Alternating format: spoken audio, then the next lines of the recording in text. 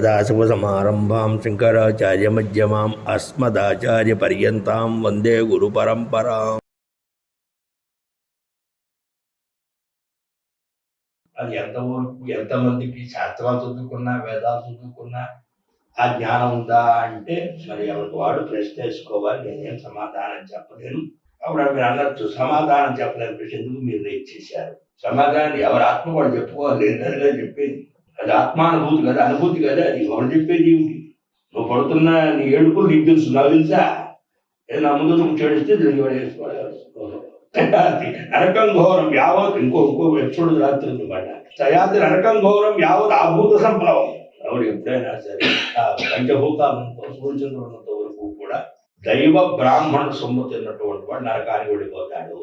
ఎగబడుతున్నారు వాడు. దేవస్థానాల్లో మాకు అధికారాలు కావాలి, దేవస్థానాల్లో మాకు ముందు పెట్టి కూర్చున్నాం, దేవస్థానాల్లో మేము అధికారులుగా చలామణి.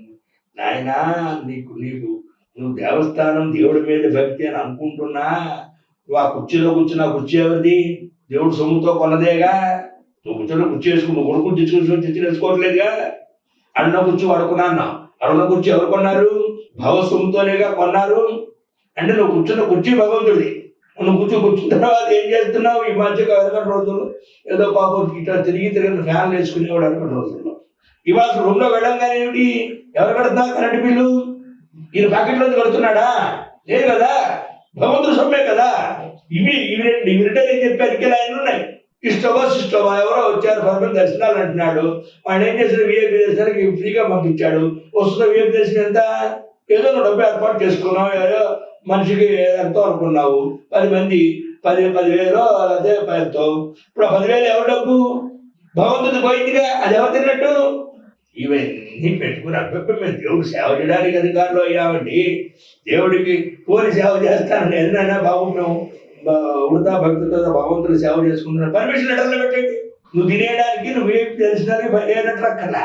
నేనేదైనా మనసావాచ కర్మణ భగవంతుడికి ఏమైనా సేవ చేసుకున్నామంటే నేను పర్మిషన్ లెటర్లు, మన పర్మిషన్ రాజకీయ తప్పు రికమెండేషన్లు. ఏంది ఇది? భగవంతుడు అందరూ చెప్పాడు. ఉదయనం గోప అదృశ్యం అదృశ్యం ఉదాహర్య. ప్రపంచంలో అసలు క్యూ లేకుండా, ఒక లైన్లో నుంచోక్కర్ లేకుండా 84 జీవరాశులకి ఉచితంగా దర్శనించే దేవుడు ఎవరైనా ఉన్నాడా అంటే సూర్య భగవానుడు. ఉదయనం గోప అదృశ్యం గోపాహ, గోవులు కలిసే గోపాలకులు. పైకి చూస్తే సూర్యుడు కనపడుతున్నాడు. 20 రూపాయలు ధర్మదర్శనం లేదు, దివ్య దర్శనం లేదు. ఉదయనం ఉదాహర్య. నీళ్ళు మోసుకునే ఆడవాళ్ళు నీళ్ళు పెట్టుకుంటున్నారు, కొండలు పెట్టుకున్నారు. సూర్యోదయం ఇది అని ఎవరు చెప్పగల చూస్తారు. భగవంతుడి టికెట్లు ఏమిటి? భగవంతుడి డబ్బులు ఏమిటి? భగవంతుడు అక్కడ ఉద్యోగాలు ఏమిటి? ఉద్యోగాల జీతాలు ఏమిటి? ఆ జీతాలన్నీ ఎవరివి? ఎలా బాగుపడతాయి ఆ కుటుంబాలు? ఎలా బాగుపడతాయి ఆ కుటుంబాల్లో ఉన్న వ్యక్తులు? భగవంతుడు ఇవ్వకపోగా భగవంతు సొమ్ము తినేస్తున్నావు కదా. ఒక్క భగవంతు సొమ్ము తినే అధికారం ఎవరికి? ఏ జీతాలు ఏమీ లేక అర్చకుడికి. ఈ అర్చకుడు కాదులేండి, అర్చకుడికి. అందువల్ల ఏంటంటే అందుకని ఇవన్నీ నేను చెప్పాను. ఇలా చెప్పుకుంటూ పోతే బోర్డులు ఉన్నాయి.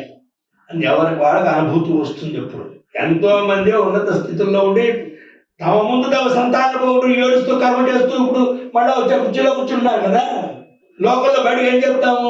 అబ్బాయి మీ ఇంట్లో చచ్చిపోయారు, నువ్వే కర్మ చేసావు, సంవత్సర కాలం నువ్వు పైకి ఎక్కద్దు, సంవత్సర కాలం దేవుడిని పూజించదు మనం చెప్తున్నాం. మరి వాళ్ళ అధికారులు కొడుకులు పోయి కర్మ చేసి వాళ్ళ బ్రహ్మాండమైనటువంటి మళ్ళీ వీళ్ళ అధికారులు కూర్చుని దేవుడి సేవలో భాగస్వామ్యం వహిస్తున్నారు. దాన్ని ఏమనాలి? వాళ్ళ ధర్మప్రభువులు అన్నారు వాడిని.